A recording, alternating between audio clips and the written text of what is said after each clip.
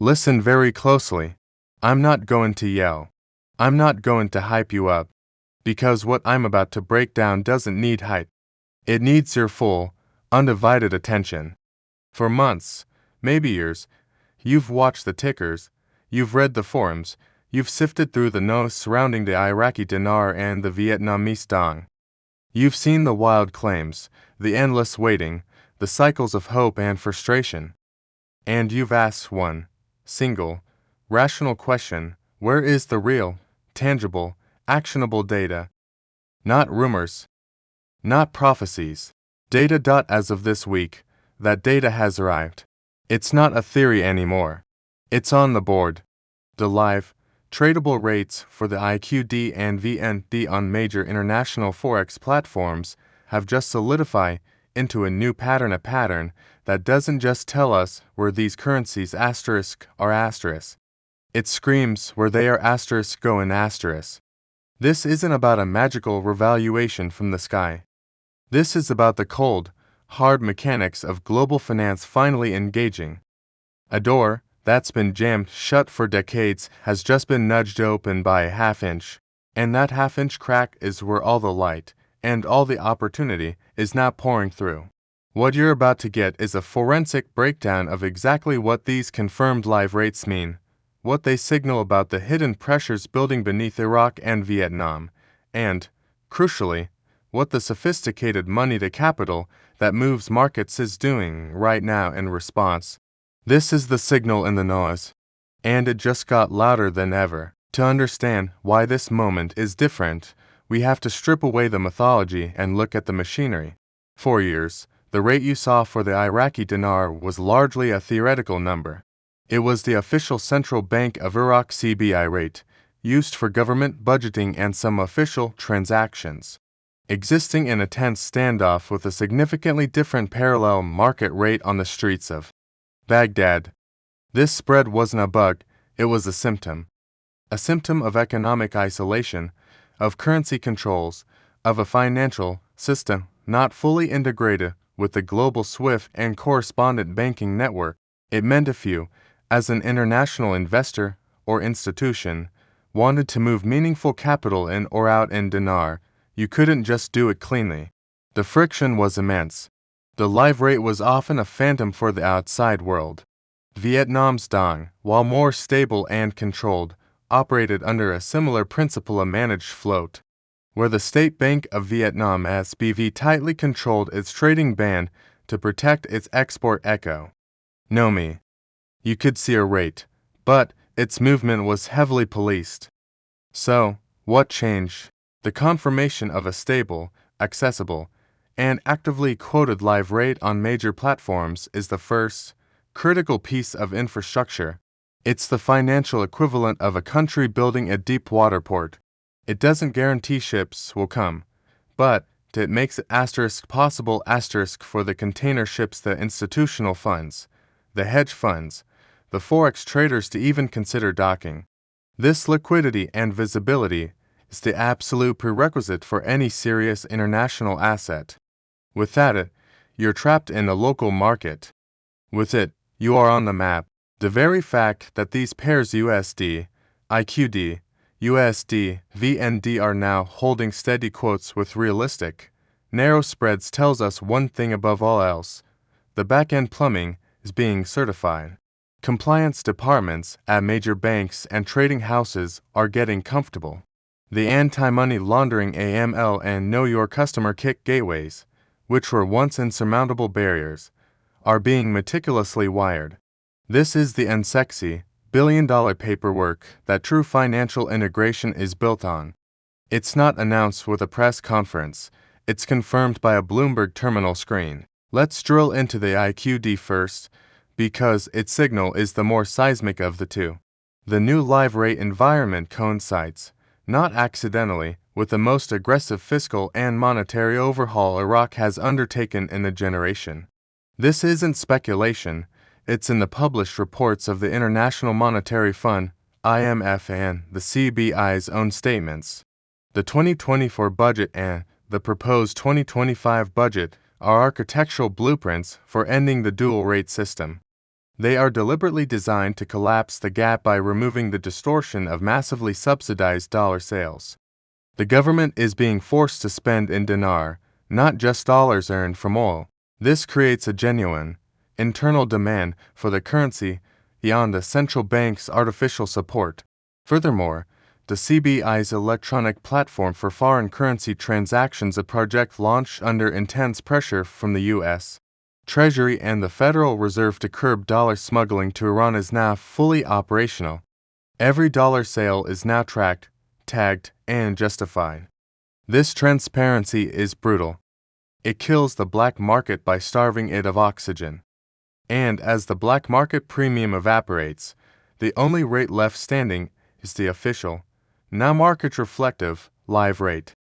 So, when you see that live rate holding firm, you're not seeing stability by decree. You're seeing the result of a successful military-style operation against corruption and leakage. You are seeing the dinar standing on its own for the first time, without the crutches of subsidies that were bleeding the country dry. But a currency needs more than just a clean house, it needs a productive economy. This is where the second pillar of the signal appears. The live rate is a forward-looking indicator, and it's looking directly at the Iraqi development row This $17 billion land, bridge, and rail corridor, connecting the Gulf to Turkey, is not a pipe dream. Ground has been broken. Sovereign wealth funds from the GCC are involved. Turkish and European logistics giants are drawing up contracts. This project alone will require tens of billions in hard currency financing, engineering services, and equipment purchases. It will transform Iraq from a petrostate into a geostrategic transit hub. For the first time in half a century, Iraq's value proposition is not just we have oil, but we are the shortest path between Asia and Europe. That shift fundamentally alters the long-term demand curve for the dinar. The live rate is beginning to price in that future today. Now, let's pivot to the Vietnamese Dong. Its signal is different, but harmonizes perfectly with the IQD story. If Iraq's live rate confirms correction from post-war chaos and normalcy, Vietnam's live rate confirms an ascension from an emerging market to a dominant global player. The VND has been strong, but in a controlled way. The new live rate data shows something subtle but critical. The trading band set by the SBV is being tested, and the currency is pushing against its upper limits with consistent pressure. Why? Because the fundamental inflows are now overwhelming. Vietnam isn't just winning in the China Plus on supply chain shift, it has already won. Samsung produces over half of its global mobile phones there. Apple's entire ecosystem of AirPods, iPads, and MacBooks is deeply rooted in Vietnamese factories. Intel is expanding its chip packaging plant. This isn't future FDI, this is present tense. Bricks and mortar capital that is there for the long haul. This manufacturing boom creates a constant tsunami of US dollars entering Vietnam. The country's foreign exchange reserves are at an all-time high, a massive war chest that allows the SBV to manage the transition. But here's the key signal from the live rate. The pressure for Dong appreciation is now structural, not cyclical. As Vietnam moves up the value chain into semiconductors, advanced electronics, and even automotive, its exports generate more profit per unit. A country assembling shoes has to keep its currency weak to compete. A country fabricating microchips has pricing power. The market, through the live rate, is starting to price in this inevitable upgrade. Furthermore, Vietnam's desperate push to have its stock market upgraded from frontier to emerging status, IMFC and FTSE, requires further financial liberalization. A key part of that is allowing the currency to float more freely. Every incremental widening of the trading band, every step towards full convertibility, is being telegraphed in the increasing stability and activity of that live rate. It's a quiet dance towards global acceptance. So, what does the synchronized signal from both currencies tell us?